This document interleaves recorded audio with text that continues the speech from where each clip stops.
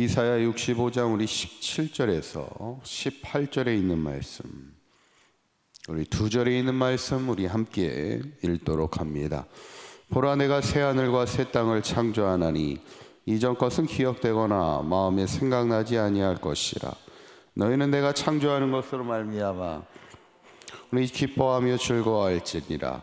보라, 내가 예루살렘을 즐거운 성으로 창조하며 그 백성을 기쁨으로 삼고. 아멘. 우리 지난 시간에 이제 하나님이 우리에게 주신 사명이 가난한 자에게 아름다운 소식을 선포하라 말씀하면서 찬송의 옷으로 그 근심을 대신하게 하라, 참 위로의 말씀을 주게 되지요. 저는 바라기는 우리의 삶이 찬송의 옷으로 항상 근심을 대신하는 찬송의 삶이 되기를 원하고, 또 그 은혜를 누리며 또 많은 사람들에게 하나님의 그 은혜의 아름다운 소식을 증거하며 살아가는 저와 여러분들의 삶이 되시기를 간절히 축원합니다.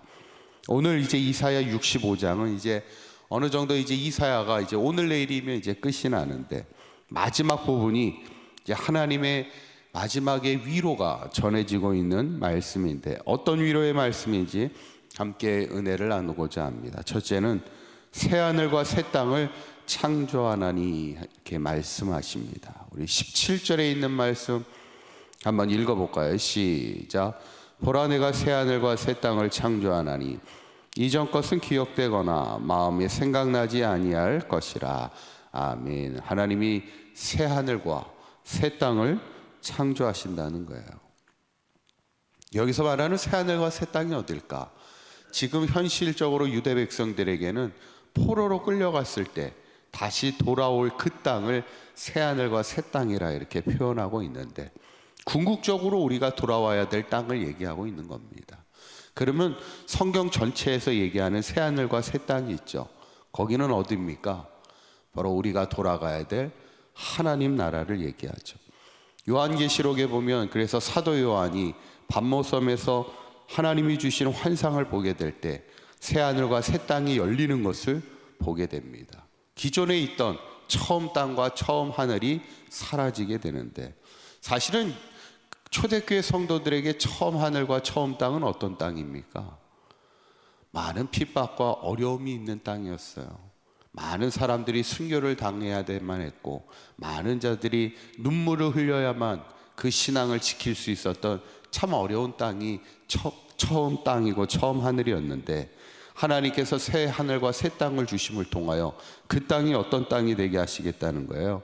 다시는 사망이 없고 애통함이 없고 곡하는 것이 없는 하나님의 위로가 있는 그 땅을 하나님이 우리에게 주신다는 거죠. 이게 뭐냐면 소망입니다. 소망이라는 말이 뭐예요? 소망이라는 건 기대를 말합니다. 여러분들이 신앙으로 살면서 가장 중요한 건 뭐냐면 하나님을 향한 기대가 있어야지. 우리가 어떤 절망과 낙심의 상황 속에서 기대를 놓지 않고 살아가는 게, 그게 소망의 인생입니다. 우리에게 하나님이 주시는 최고 마지막의 기대는 죽음 이후의 천국이 이제 마지막 기대의 소망의 인생인데, 바라기는 하나님이 우리에게 새하늘과 새 땅을 주심을 늘 기대하며 그 소망 가운데 위로받아 살아갈 수 있기를 간절히 축원합니다. 두 번째로 하나님이 주시는 위로의 말씀은 영원히 기뻐하며 즐거워할지니라 말씀합니다. 18절에 있는 말씀 한번 읽어봅니다. 시작. 너희는 내가 창조하는 것으로 말미암아 영원히 기뻐하며 즐거워하지니 보라, 내가 예루살렘을 즐거운 성으로 창조하며 그 백성을 기쁨으로 삼고. 아멘. 하나님이 우리에게 영원히 기뻐하며 즐거워하게 하신다, 이 말씀을 주세요. 어쩌면 하나님이 주시는 또 최고의 위로는 우리가 이 땅을 살아가는 동안 또 영원토록 하나님이 주시는 영원한 기쁨과 즐거움을 누리며 살 수 있다면 그것이 최고 행복이죠. 많은 것을 가지고 많은 것을 누리는 게 중요한 게 아니라 마음이 기뻐야죠. 마음이 즐거움으로 충만해야지. 그런데 세상이 주는 즐거움과 기쁨은 잠깐이라는 거예요. 그래서 이런 말이 있잖아요. 이발을 하면 하루가 즐겁고, 여행을 다녀오면 일주일이 즐겁고, 차를 사면 한 달은 즐겁고, 집을 사면 1년은 즐겁다, 이런 얘기들이 있는데, 이게 뭐냐면 뭔가를 내가 그렇게 간절하게 원하는 걸 얻으면 그것 때문에 영원히 기쁠 것 같은데 그렇지 않더라는 거예요. 그 기쁨도 잠깐이라는 거예요. 세상이 주는 기쁨은 잠깐입니다. 그런데 오늘 성경에 우리에게 영원한 기쁨과 즐거움을 주시는 이가 누구예요? 하나님밖에 없음을 우리에게 말씀하는 거죠. 오늘 성경에도 너희는 내가 창조한 것으로 말미암아, 이 말은 하나님이 우리에게 허락하신 모든 상황과 환경과 여건을 통해 하나님이 주시는 은혜가 있기 때문에 그 은혜로 이미 우리는 충분한 기쁨과 즐거움을 누릴 수 있다, 이 말이죠. 그래서 세 번째 우리에게 주시는 하나님의 위로의 말씀은 다시는 우는 소리가 들리지 아니할 것이라 말씀합니다. 19절에 있는 말씀 우리 한번 읽어볼까요? 시작.